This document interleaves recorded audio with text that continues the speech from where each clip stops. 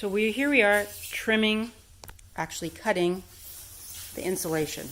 This is one of the top and bottom templates. So a straight line all the way down the row with the bottoms.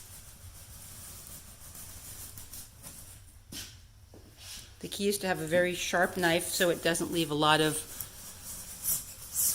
extra little pieces of insulation floating around.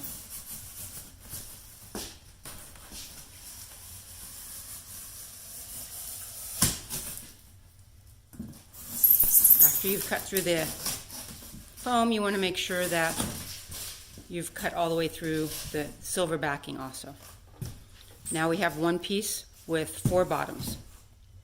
It's easy to just cut each of the end pieces of the bottom off, and now you've got your individual bottom pieces.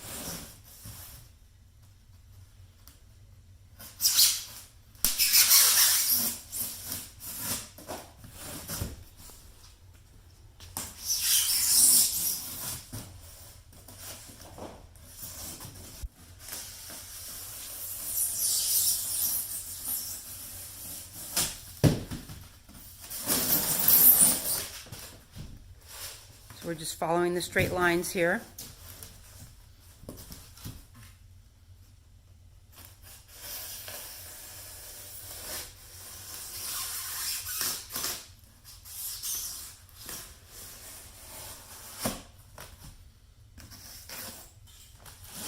It's really important to, as I said before, to have a sharp knife, so you may, depending on how many sheets of insulation you're cutting, have to sharpen your knife.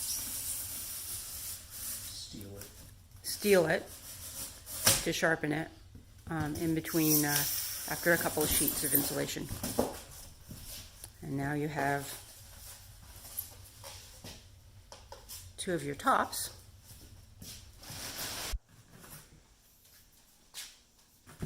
Doing the same thing for the next section here. So when sharpening your knife, use a steel. Now we're stuck with the harder part to cut, because you've got a top, a bottom, and 2 ends. So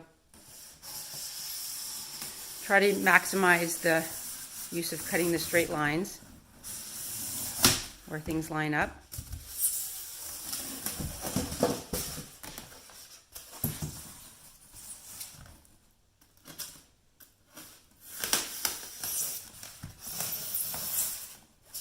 Things don't have to be exact, because you can always adjust them as you're putting them into the shelter, trimming off a little bit, but it's best to make sure you have enough insulation rather than cutting it too short.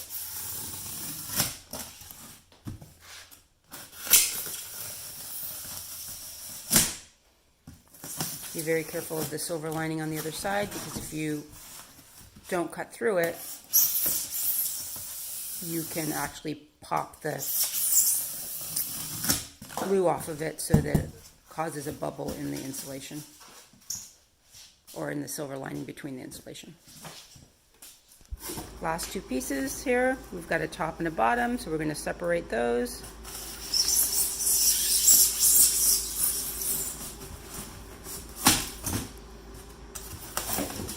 And then trim all the extra pieces. We're going to hang on to those extra pieces because we use those later on to put under the shelters, to lift the shelters up off the ground, to help insulate the shelters and keep the ground from radiating the cold up into the shelters when they're placed out in the location. And that is how you do it.